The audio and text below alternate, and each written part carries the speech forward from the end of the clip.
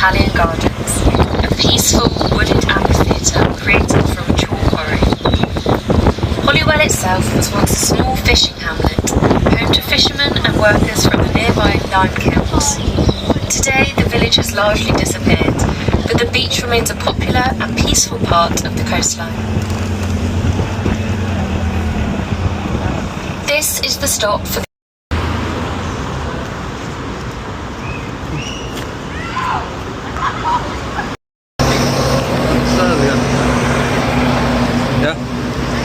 Today, the former Northern Goods Station has been transformed into the Enterprise Shopping Centre, home to a collection of small independent traders and market stalls, continuing Eastbourne's tradition of local commerce. The station also retains its historic Grade 2 listed signal box, though this was decommissioned in 2015 when modern computerised signal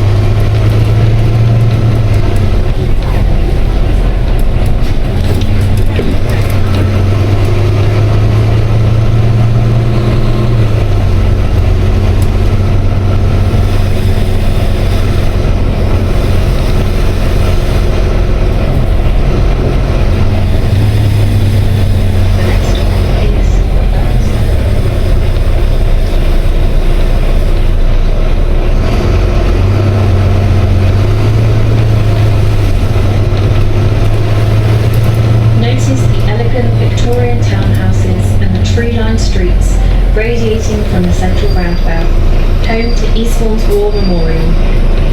The memorial, designed by sculptor Henry Charles Fair, features a bronze winged victory figure holding a laurel wreath and an inverted sword, symbolising both remembrance and sacrifice. When the memorial was unveiled, the town gathered in extraordinary numbers. Former service personnel, the Boys in Blue,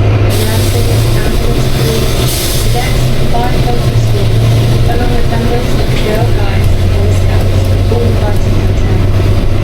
More than 4,000 people stood together for the ceremony. Among them were around 290 children by the wall, marching from their schools to join the service. The last place was played by buglers from Eastbourne College, bringing the ceremony to a solid close.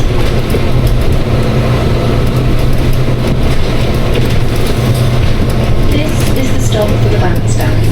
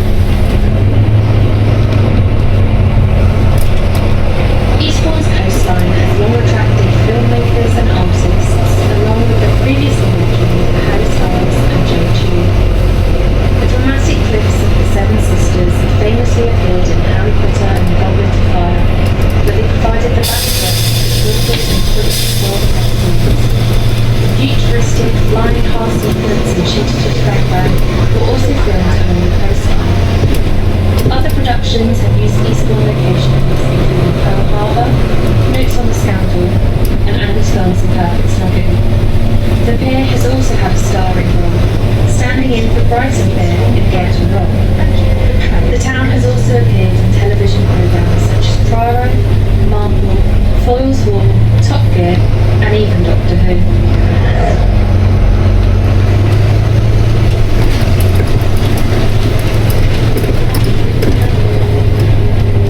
To the east along the seafront is the Redoubt Fortress, one of 3 surviving Napoleonic redoubts in the UK. A circular coastal defence fort built in 1805, the lower tier is composed of a ring of 24 casements or vaulted chambers, which open into the central parade ground. Casemate 11 was the main storage for ammunition or explosive materials.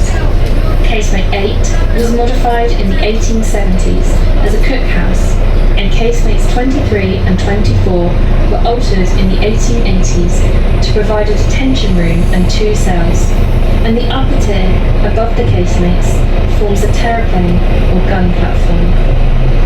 Whilst close to the public, this 200-year-old building has been home to a huge group of residents. Used in the First and Second World Wars as a base of troops and as a possible prison, the fortress is still built, being home to aquatic life as well as a school, so it is no surprise the building could be home to some unexpected guests. In the building, there have been sightings of a strange ghost who crouches on the gun platform, particularly in casemate 11.